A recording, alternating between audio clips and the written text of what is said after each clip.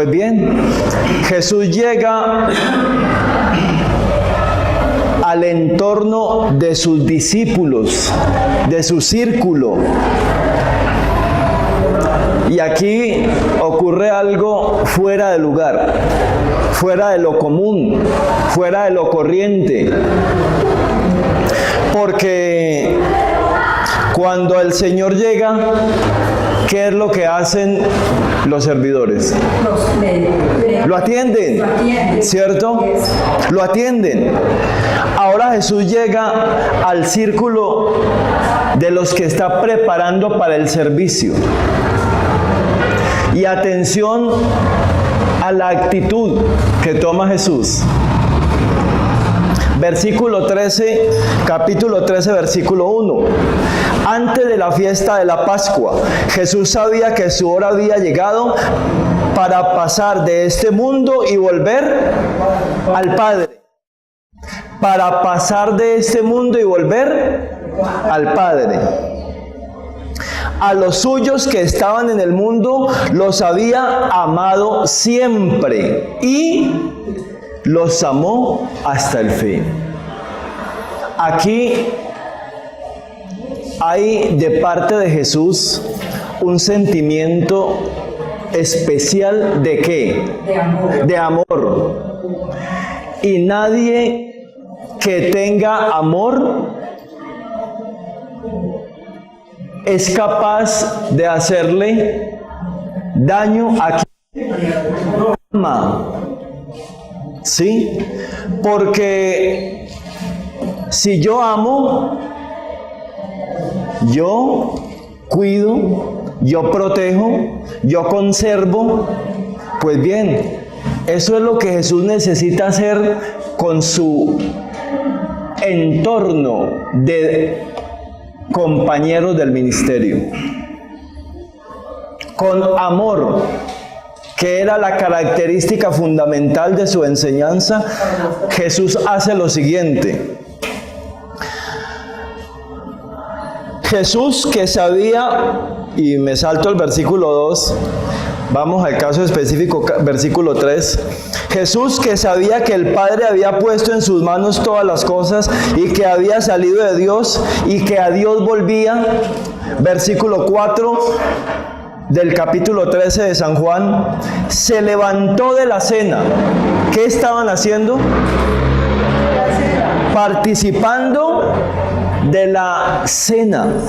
Recuerden, la fiesta de la Pascua era el momento especial en el que se preparaba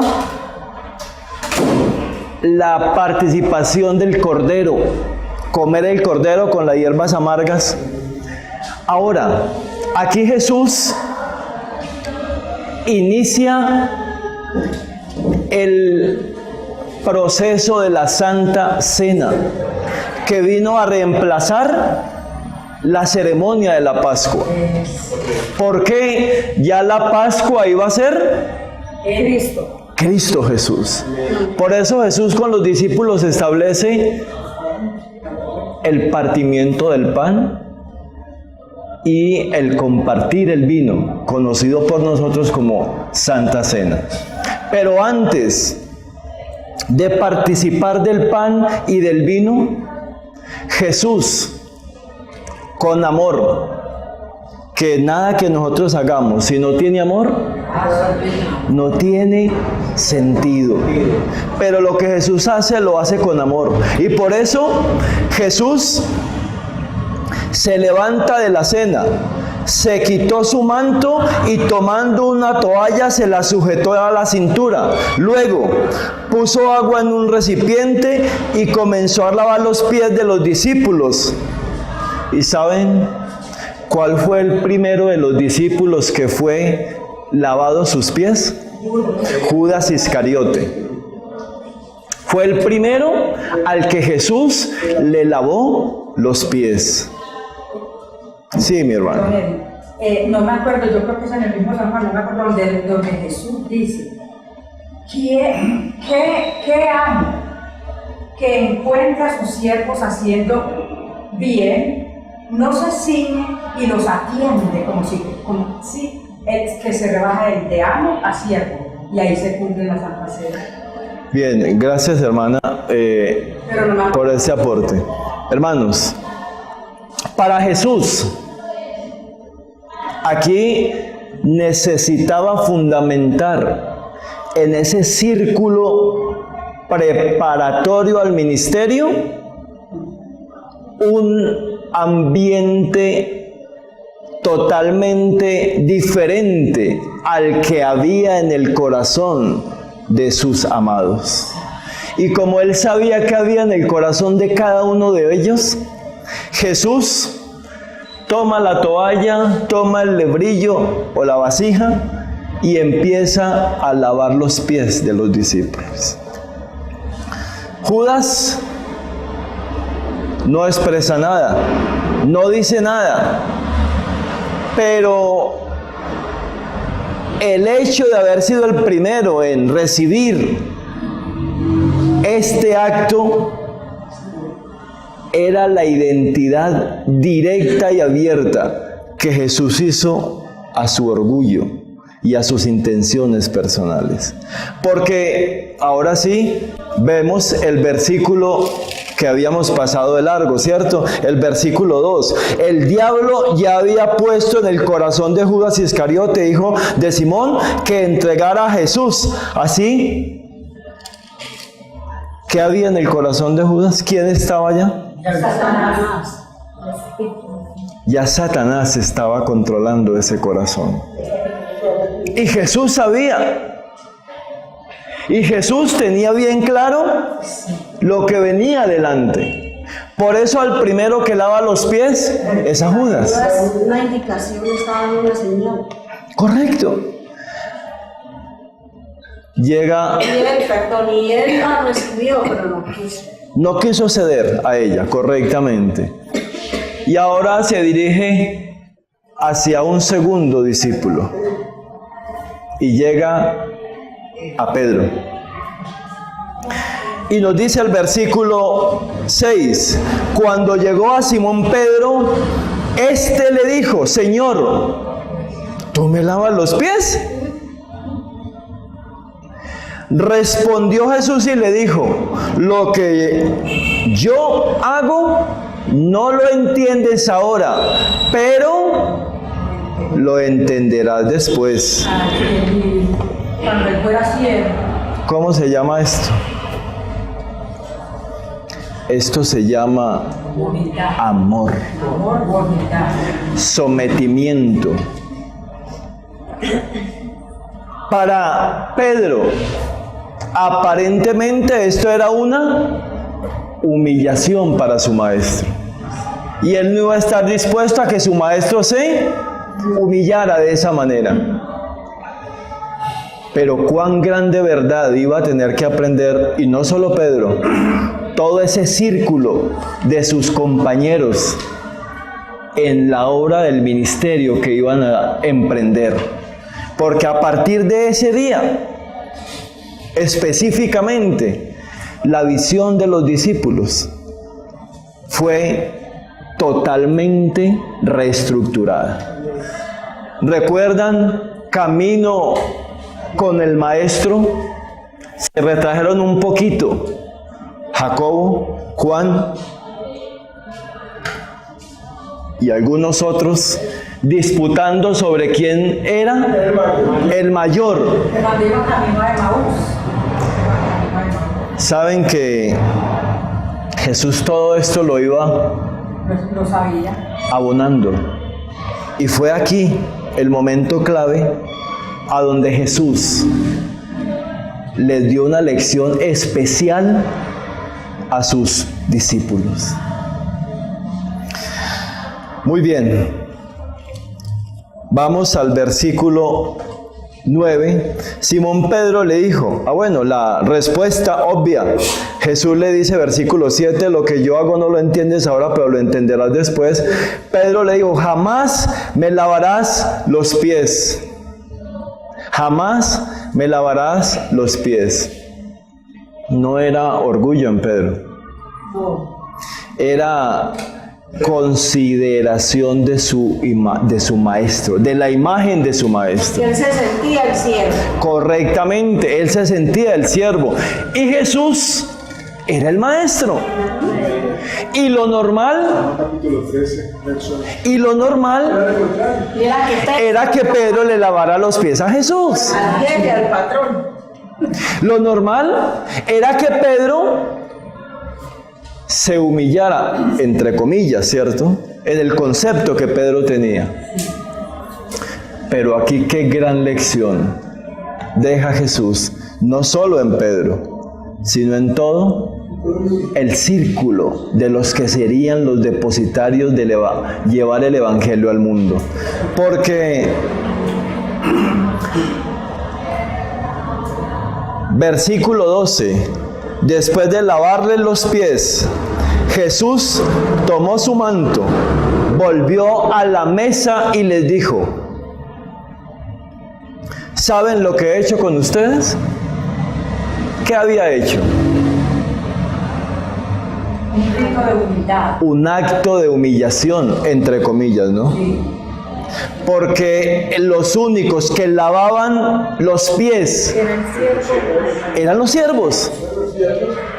Y a los únicos que le lavaban los pies eran los visitantes que llegaban de alto honor a la familia o los integrantes de la familia. Recibían esta atención de parte de los siervos. Con esto, Jesús dejó bien en claro otra gran verdad. Estos hombres eran parte de su familia. Estos hombres eran los representantes de Jesús en la misión que se iba a desempeñar en esta tierra. Ahora, dice Jesús: ustedes me llaman maestro y señor. Pregunto, ¿era maestro Jesús? ¿Era señor? Sí. Claro, no erraban al llamarlo maestro y señor, pero ahí la lección: ustedes me llaman maestro y señor y dicen bien porque lo soy, no se equivocan, están en lo cierto. Pues bien, si yo, dice Jesús, el Señor y el Maestro, les he lavado los pies, también ustedes deben lavarse los pies los unos a los otros. ¿Qué quiso hacer Jesús con este acto de humildad? Versículo 15. Porque les he puesto el ejemplo para que lo mismo que yo he hecho con ustedes, también ustedes lo hagan.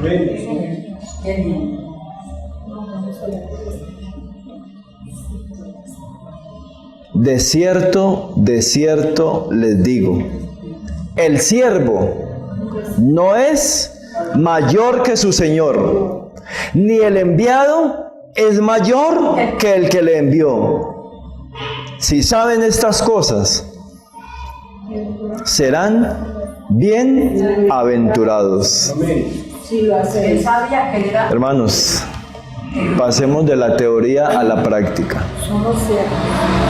¿Quién es usted y qué soy yo? Siervos. siervo. Siervos. Sí, lo queremos es porque tenemos libre albedrío. Servidores. ¿De quién? ¿Para quién? Bien pueda, mi hermano. Y nos damos cuenta sobre este gran tema, esta enseñanza, que el Señor Jesús, a partir de ese momento, le dio una consagración total a su misión y un ejemplo total para su iglesia.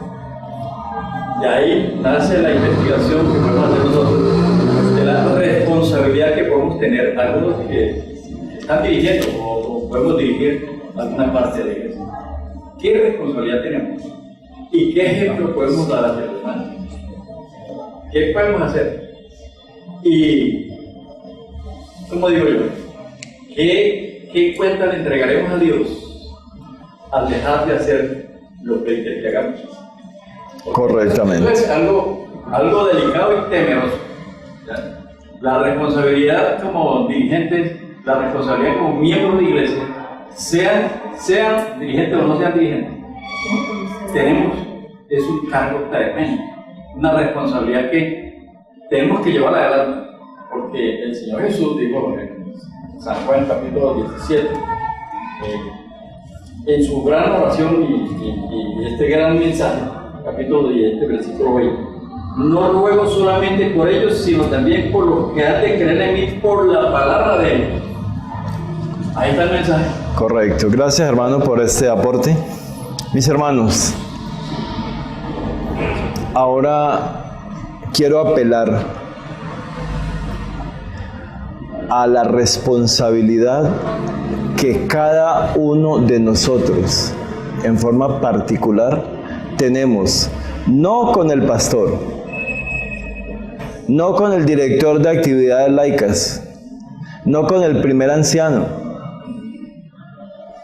ni siquiera con la iglesia. La responsabilidad que tenemos con Dios.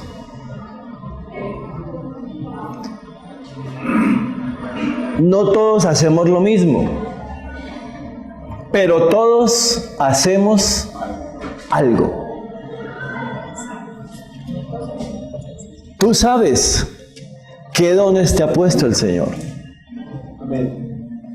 Tú sabes a qué te ha llamado el Señor.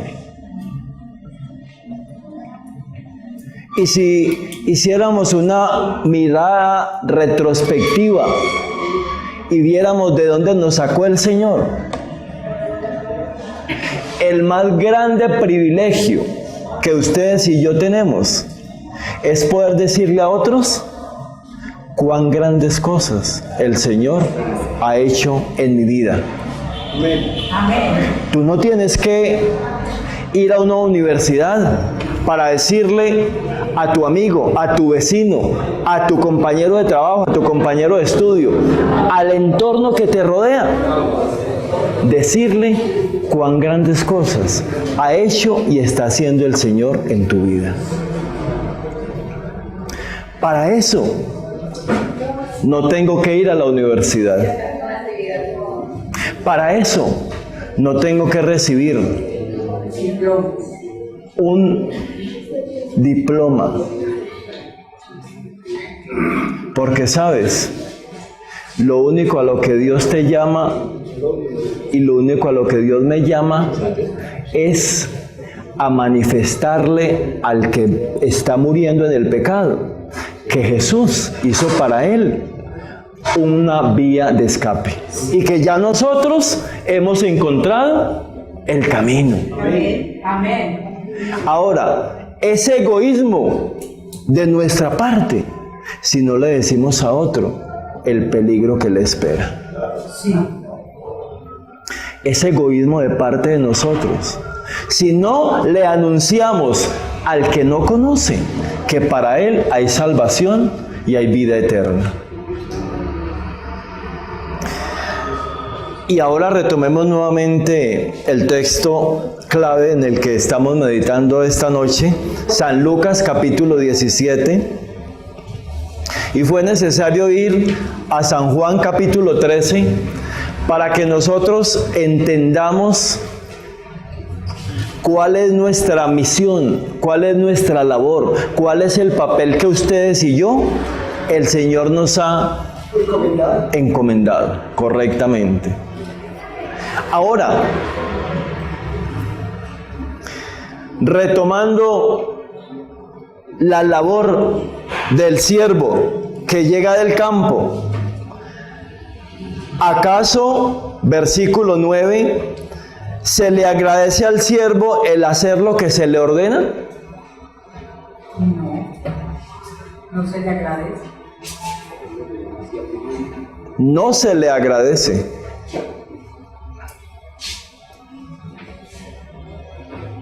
Y creo que son las realidades que nosotros no hemos entendido en la obra del Señor. Porque cuando hacemos algo y no se nos reconoce, entonces nos sentimos mal. Pero el Señor sí lo reconoce. Hermana, sí, el Señor siempre lo reconoce, pero el gran problema es que si no somos conscientes de qué es nuestro servicio y para quién es nuestro servicio, vamos a estar desenfocados. Porque cuando hacemos lo que Dios nos ha mandado a hacer y no se nos reconoce, entonces nos sentimos chasqueados porque no se reconoció lo que hice. Se le toca el orgullo. Correcto, se toca esa parte interna que quiere reconocimiento. Sí, mi hermano. Debemos de tener en nuestro corazón, hermanos, que todo lo que hagamos es para la honra y la gloria del Señor. Correctamente. Ahora, dice el versículo 10, así también ustedes, cuando hayan hecho todo lo que se les ha ordenado, pregunto, ¿qué es todo lo que se nos ha ordenado? Mateo 28. Correcto, San Mateo capítulo 28, versículo 18 al 20, nos dice que es todo lo que se nos ha ordenado. Por tanto, id y haced discípulos a todas las naciones, bautizándoles en el nombre del Padre, del Hijo y del Espíritu Santo, enseñándoles que guarden todas las cosas que les he mandado. Y aquí yo estoy con vosotros todos los días hasta el fin del mundo. Pero ahí, perdón, ahí dice muy claro, nosotros no tenemos que esperar honor ni gratificación humana, sino del Señor. Hagamos que el Señor es el único que nos ve y nos guía, nadie más. Fernanda. Y la palabra de Dios también nos añade una responsabilidad más, que aquel que te pida que lleve una carga, ve con él dos.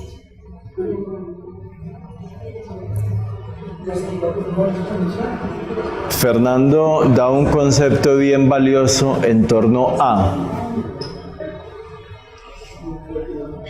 cuando estamos en el servicio. Nos apropiamos de la labor como si fuese nuestra. Y si de pronto tenemos asociados en labores y actividades que están bajo nuestra responsabilidad, terminamos olvidándonos de quiénes somos y a quién servimos. Y cuando olvidamos quiénes somos y a quién servimos, terminamos haciendo lo que no hay que hacer y viviendo lo que no hay que vivir. Por eso, tenemos que tener muy claro en nuestra visión que no somos más que siervos del Señor. Amén. Y que como siervos, la labor que desarrollamos no es para los hombres. Esa labor es para Dios. Amén. Y sigue diciendo el versículo 19. Así también ustedes, cuando hayan hecho todo lo que se les ha ordenado, digan: somos siervos inútiles. ¿Cómo dice la Escritura? Si yo hago lo que tengo que hacer, ¿soy un siervo qué? Inútil.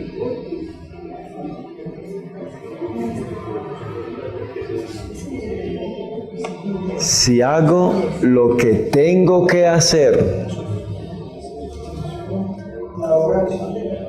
Es porque se ha dejado de hacer lo que tiene que hacer. Eso es. Por eso se trata de inútil. Si yo dejo de hacer lo que Dios quiere que haga, soy un inútil totalmente. hermanos, Pablo, mencionando sobre lo pone como si fuera, como en la antigua Grecia, los que jugaban en las Olimpiadas. Si un deportista deja de practicar, se vuelve un deportista. Básicamente, nosotros corremos para el Dios de los cielos. Si dejamos de practicar y dejamos de trabajar por ello, nos volvemos inútiles. Y ya ahí es cuando se dice, pues ya corrió, y que, o sea, tiene que seguir, no pare, que para eso es que usted está haciendo las cosas para él, no para usted. Ahí es cuando empieza a valer yo, que es lo que más, pues, coge tu cruz y sigue. Que es correcto. Lo que más aplica ahí. Hermano que alzó la mano, luego mi hermano y... sí, hermano.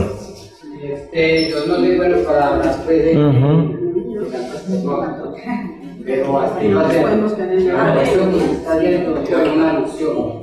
Tenemos que practicarlo entre nosotros muy bien primero, para que se vienen otras cosas. Correcto, mi hermano. Gracias, hermano Álvaro. Y luego, hermano, En algunas empresas a usted lo envían a hacer una labor. Y resulta que cuando usted hace lo que le mandan, a usted no le dicen felicitaciones, sino que ¿qué más hizo? O sea, no se conforme con lo que le mandamos. Haga mucho, pero mucho más. vaya más allá. Sí. Vaya más allá. Hermano. Yo fui militar. Y por haber sido militar me di cuenta de la disciplina y el cumplimiento de una orden. Empecé a obedecer. Me vi obligado a eso. Pero cuando yo conocí al general de generales, dije, verdaderamente yo tengo que saber portar ese uniforme de ese gran ejército del Señor Jesús. Él es el general, para mí. Entonces, ¿qué sucede? El hermano me hizo acordar hace un momento. Hay hermanos y hay hermanas que dicen que el primer amor ya pasó. Entonces ya, ese hermano o esa hermana está en el primer amor, pero deje que le pase tantito el primer amor y verás. Nunca en la vida de nosotros debe pasar ese primer amor. Amén. Nunca. Tenemos que estar fervientes en lo que estamos. Cuando yo aprendí a obedecer, empezando por mi casa, pertenecía a una familia, gracias a Dios, bien formada, bien educada. Fui a las fuerzas militares y ahora estoy, miren, en la fuerza que estoy yo, en el ejército que estoy, metido con ustedes. Amén. Entonces, vengo de una obediencia a esta. Y me doy cuenta que ese amor que yo sentí por mi padre, ¿no? Ese amor que yo sentí por aquella profesión que tuve en aquel tiempo, me di cuenta que era un camino equivocado, ¿no? Y este amor que nació en mí desde el momento en que yo me arrepentí y tomé la decisión de bautizar, no se ha terminado, antes crece más. Es por eso que yo intervengo mucho en esto. Vaya donde vaya, ¿no? Donde esté estudiando la palabra de Dios, en alguna conferencia, en la iglesia, donde voy, aquí o donde estaba en Venezuela, ese amor, ese primer amor nunca me ha pasado. Y yo espero y anhelo de que la iglesia siempre viva con ese amor ferviente en nuestra vida. Amén, hermano. Amén. Hermana Yolanda. Bueno, uno en la vida que lleva cristiana, todo lo debe hacer para la obra y gracia de Dios. Amén. Porque yo trabajé 13 años en una empresa y yo allá hacía todo porque me placía hacerlo. Y como dice el hermano, a uno no le da las gracias, pero allá me da las gracias desde el más grande hasta el más pequeño. Y llegué a escuchar, ojalá hubieran empleados como fulana.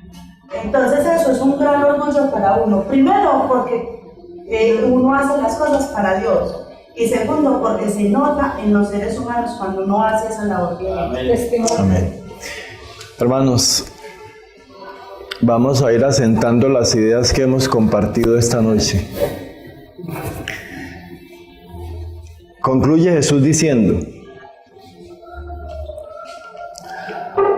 siervos inútiles somos, no hemos hecho más que cumplir con nuestro deber.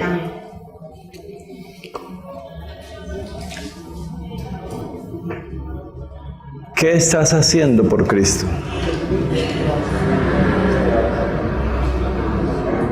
No me contesten, ustedes contéstense en su interior.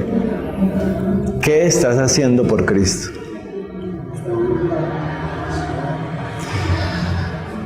Cuando Jesús toca esta parábola del siervo,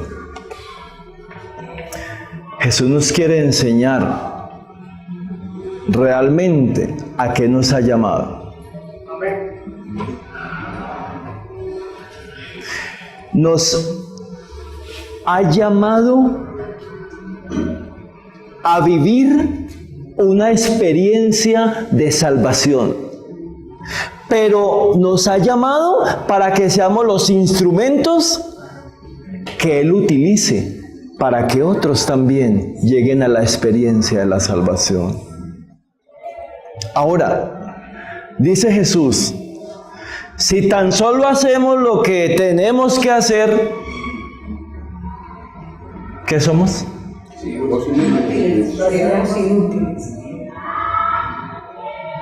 Ahora te pregunto,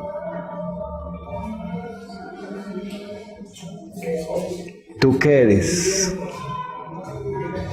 ¿Un siervo útil o un siervo inútil? Debemos ser un siervo. ¿Quiénes somos?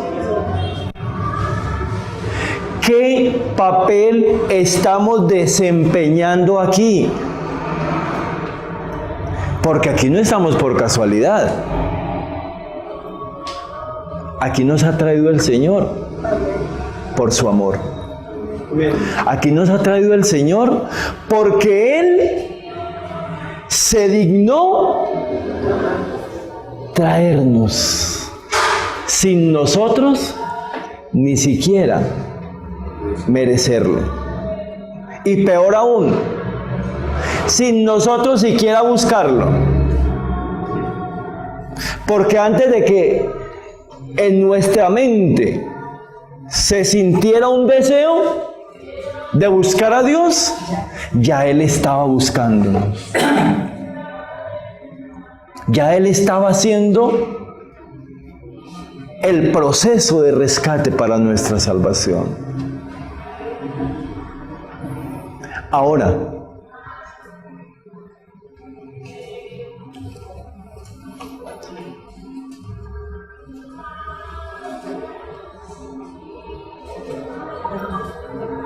¿qué te ha dado el Señor para trabajar?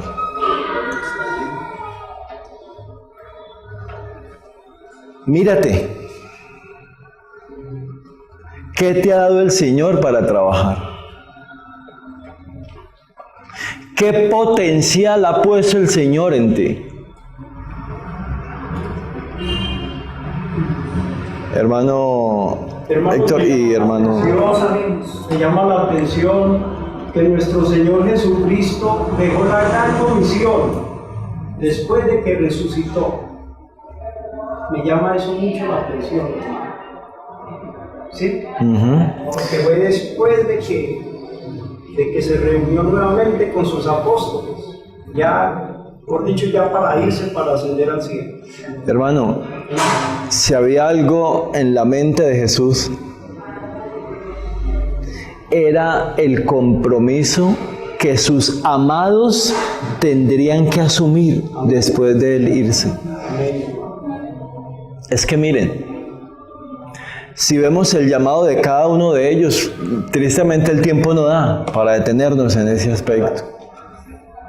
Pero si hacemos un análisis a cada uno de los llamados que hizo a Pedro, a Andrés, a Santiago, a Juan, a Mateo, encontramos que cada uno de ellos estaba haciendo algo, pero no estaba haciendo lo que debía de estar haciendo. O sea, siervo, ¿no? Correctamente, hermano. Usted llegó donde había que llegar. No te lo reveló carne ni sangre, hermana Marta. La realidad es esa. Ay, hermano, ya le doy la palabra. No quiero que me pierda esta idea. La realidad es esa. Sí, estábamos haciendo algo, pero no estábamos siendo los siervos útiles. No estábamos siendo siervos útiles. El Señor nos llamó aquí para ser siervos útiles. Sí, mi hermano. Jeremías, capítulo 17, versículo 9, 10. Yo creo que traigo el versículo. Dice: engañoso es el corazón más que todas las cosas, y perverso. ¿Quién lo conocerá? Yo, el Señor, examino el corazón y pruebo la mente para dar a cada uno lo que merece según sus obras. Zacarías, capítulo 1, versículo 3 dice: diles, así dice el Señor Todopoderoso, volveos a mí, dice el Señor Todopoderoso, y yo me volveré a vosotros, dice el Señor Todopoderoso. Ahora, la pregunta es, ¿qué nos ha dado el Señor para ser siervos? Cuando nosotros entendemos el arrepentimiento y entendemos de la necesidad de vocación, sabemos que sin el Espíritu Santo no podemos nosotros. La obra que tenemos que hacer. El Señor ha prometido darnos el derramamiento de su Santo Espíritu. Amén. Ha prometido darnos su Espíritu para poder nosotros ser siervos de Él. Si nosotros desconocemos esta promesa, no podemos hacer lo que Él quiere que hagamos. Correcta, hermano. Correctamente, mi hermano. Ahora usted llegó al punto clave. Es el clímax de todo lo que hemos hablado esta noche. Para que podamos ser siervos útiles y dejemos de ser siervos inútiles, necesitamos que Dios nos use.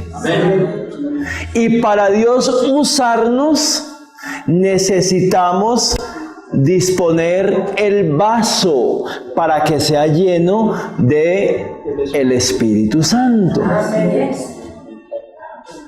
Lo que quiere decir que por más buenas intenciones que tengamos, que por más buenos deseos que haya en nuestro ser, si este vaso no es puesto a los pies del Salvador, si este vaso no se dispone para la gracia purificadora y la acción de limpieza que Dios quiere hacer en mí, para hacer un vaso limpio, para recibir al Espíritu Santo, todo lo que nosotros hagamos serán golpes al viento. Mis hermanos, ¿la obra es de quién? ¿De Dios? ¿Quién prometió terminar la obra en esta tierra? Dios lo prometió. Ahora, ¿con quiénes lo prometió? Con cada persona que esté dispuesta. Entonces, si Dios lo prometió y la promesa es terminarla con nosotros, te pregunto, ¿estás preparada y preparado para que el Señor termine la obra contigo como instrumento? Bueno, disculpa que le interrumpa. Tenemos que tener en cuenta un punto esencial, y es de identificar al enemigo, porque fueron los profetas, incluso el Señor Cristo, lo persiguió, fueron tentaciones. Las trampas que tiene Satanás son tremendas, las redes que están extendidas son tremendas. Entonces, la única forma para romper esa red se llama poner las rodillas en tierra y orar. La oración y la comunión con Dios. Hermanos, sí. Identificado el pecado, así sea pequeñito. El pecado en una letra grande es pecado, y el pecado en una letra pequeñita es el mismo pecado. Correcto. Entonces, tenemos que estar prevenidos en eso para... Ahora, hermano, hay algo que ustedes y yo tenemos que ser conscientes si queremos ser siervos útiles y si queremos que el Señor nos use para cumplir la misión. 3 cosas sencillitas que las conoces a plenitud, que son repetidas constantemente, que te lo dicen de mil y una forma, que no eres inconsciente de ellas. Oración, estudio de la palabra y testificación. Y el ayuno. Hermanos, si yo estoy en comunión, y comunión involucra ayuno, hermano. Si yo estoy en comunión, si yo estoy en conexión, si yo estoy en constante relación con el Señor, yo no tendré ninguna dificultad para decirle a otro lo que Cristo ha hecho en mi vida. Ya le doy, hermana, la palabra. Pero, hermanos, lo sabemos, eso no es nuevo, lo conocemos, pero ¿saben cuál es nuestro gran problema? Que no hemos pasado de la teoría a la práctica. Porque cuando hay que tomar las decisiones, hay tantas cosas por delante. Y vienen los compromisos, el tiempo que debería de ser para el Señor, se lo está comiendo una y mil cosas.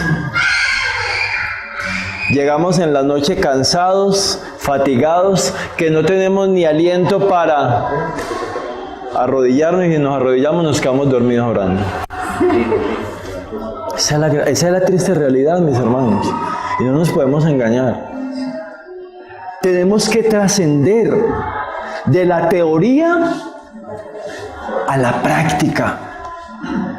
Y si no hacemos eso, mis hermanos, nunca podremos llegar a ser siervos útiles. Sí, hermano. Cuando nosotros estamos en comunión con Dios por medio de la oración, el estudio de la palabra y el ayuno, y aceptamos a Jesucristo como nuestro Salvador personal, ya Él nos va a decir cuáles son las prácticas que tenemos que tener. Cosas que ojo no vio, ni oído oyó, ni en mi mente subieron. Esas son las cosas que el Señor nos va a enseñar, que nosotros nos quedamos de ¿cómo así? ¿Yo tengo que hacer esto? Hermanos, para ir concluyendo este momento, el Señor tiene una invitación para nosotros esta noche. Una invitación que solo usted puede tomarla, la respuesta a esa invitación. Yo no te conozco, tú te conoces. Escasamente me conozco a mí. Escasamente me conozco a mí. Pero una cosa, mis hermanos y hermanas, sí tengo clara. que Dios cumplirá sus propósitos con nosotros o sin nosotros. Amén. Sí, no se detiene. Hermanos, la obra es de Dios, no es de los hombres. Nosotros somos simples instrumentos. Y nos preparamos y nos concientizamos si Él nos usa o seguimos así y perdemos el privilegio. Eso solo lo puedes decidir tú. Solo lo puedes decidir tú, en forma individual y personal. Por eso la salvación es individual. Por eso la salvación es personal. Y solo tú decidirás si quieres prepararte y quieres que Dios te use y puedas llegar a ser un siervo útil. O sigas así, como venimos,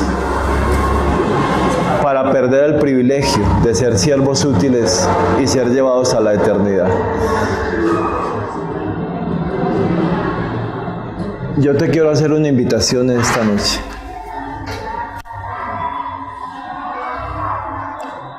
Si tú quieres que Dios te use, si tú quieres que el Señor haga lo que Él quiere hacer en tu vida, disponte para que Dios te pueda usar.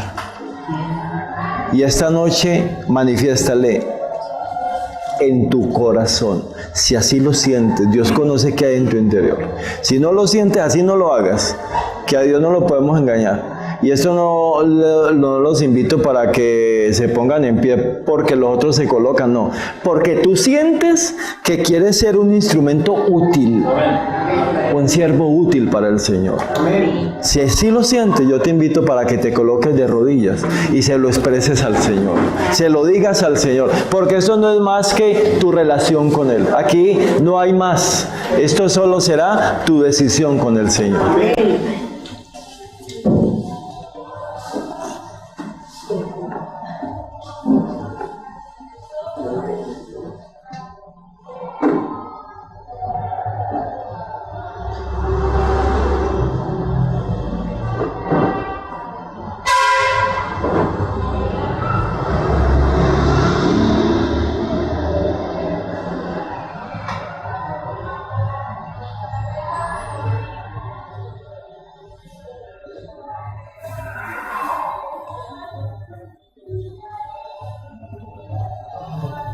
Señor y Padre, muchas gracias porque nos has llamado de las tinieblas a tu luz admirable y nos has llamado para prepararnos para llegar a ser los instrumentos útiles en el cumplimiento de la misión. Tú conoces nuestro corazón, nuestras limitaciones y lo que nos hace falta para cumplir tus propósitos. Señor, esta noche tú nos has hecho un llamado especial. Tú nos has confrontado con la gran realidad de la misión. Y Señor, solo tú puedes trabajar en nuestro ser para hacer lo que hay que hacerse. Pulirnos, prepararnos, capacitarnos y lanzarnos a la victoria en Cristo Jesús. Señor, queremos ponernos en tus brazos de amor. Deposito cada hijo y cada hija tuya que hemos compartido este espacio para que, Señor, tú hagas conforme a tu voluntad. Amén. Y conforme a la decisión de cada uno de ellos y de ellas, tú, Señor, que conoces el corazón, puedas tomar sus intenciones y las potencialices para cumplir tus propósitos. Señor, que la decisión que esta noche hemos tomado no se nos quede de lado, que la tengamos siempre presentes, porque tú quieres usarnos para tu gloria y para tu honra. Y Señor, que lo que nos hace falta, tú nos lo des, tú puedas trabajar en nosotros y, Señor, nos prepares para lo que tú quieres que lleguemos a hacer. Señor, gracias por escucharnos y gracias por tomar cada decisión esta noche y llevarla hasta el éxito de la eternidad. Nos quedamos en tus manos al dirigirnos a casa y gracias por esta oportunidad de recibir un poco más del llamado a trabajar en tu obra, Señor. Gracias, Señor, por este momento y por esta oportunidad. En Jesús, Señor nuestro. Amén.